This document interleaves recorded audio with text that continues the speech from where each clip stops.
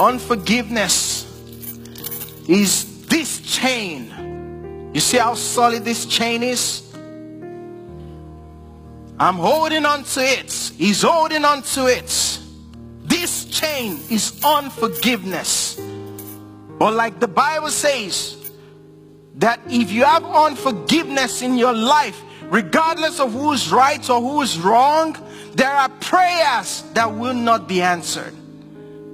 God has given, because of prayers, because of destiny, what God has already preordained and destined for my life, it's sitting right there. And I'm trying to get to it. Oh, unforgiveness. Unforgiveness. I can go everywhere I want to go, but as long as I want what's in that gift, oh, I'm holding on to it. Unforgiveness. Dave is in that gift. My wife that I'm gonna marry is in that gift. The opportunity to stand here to preach and preach to you the word of God is in that gift. But as long as I hold on to it, I cannot get to it. David and Annika, Reggie, Anita, the worship team will sing and lead us in worship. One of my favorite songs. We all love it. If they did it right now, everybody will have their hands lifted up and pray and sing it. Break every chain, break every chain, break every chain. But guess what? God is saying to you, you break the chain. It's your responsibility to break the chain. As long as you hold on to it, you will not be forgiven. You will not get there. Because guess what? That package that God has for you is in the streets called love. It's in the intersection of the streets called love and forgiveness streets. So you will never get to love and forgiveness street to pick up your package that's from God to you, as long as you hold on to this chain. So what do? Simply, you have to let go. When you let go, you're free to pick up your package. That's the only requirement that Jesus has. Dave, my son, is here in this package. What are you holding on to? Yes, somebody has done something against you. Because I want everything that God has for me. I don't want to get to heaven and find out that I could have had this much. I could have done this much for God. But all I was able to do was this much. Why? Because of unforgiveness. No, I don't want that. So you've got to let go. Forgive yourself.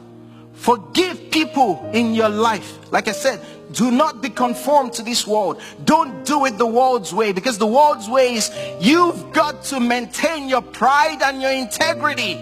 They did it wrong against you. They are the ones that are supposed to come and ask for forgiveness. But God is saying, no, you forgive. Imagine me still holding on to this chain. It says, forgive. In order for you to have joyfulness, to be free, you've got to walk in forgiveness. It's too expensive.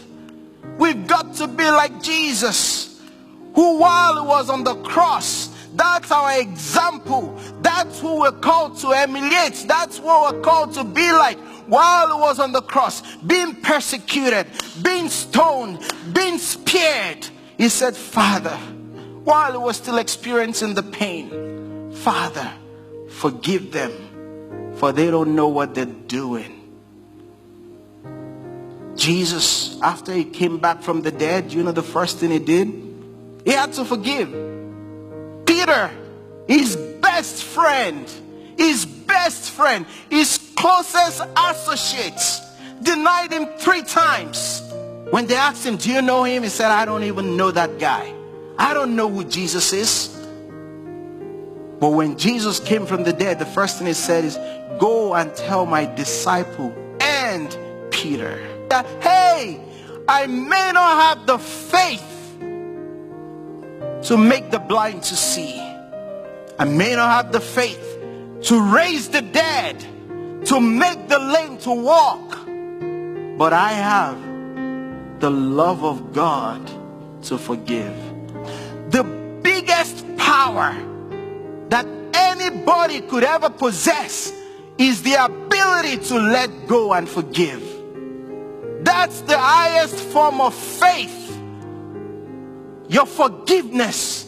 That the closest you can ever get to be like God is not to give somebody a car. It's not to give somebody a house. It is to forgive, because the greatest miracle that happened was on the cross when he said, Father, forgive them. The highlight of Jesus' walk on earth for three and a half years was not the fact that he raised Lazarus from the dead.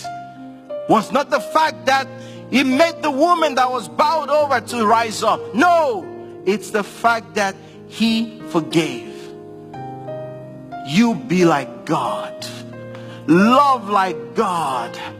Keep no record of wrongdoing like God.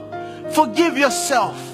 I'm telling you, there is someone here, if you would pick up the phone today and call that person that has wronged you, your father, your mother, whoever it is, I can bet you in less than 3 months, you're going to experience some miracles in your life.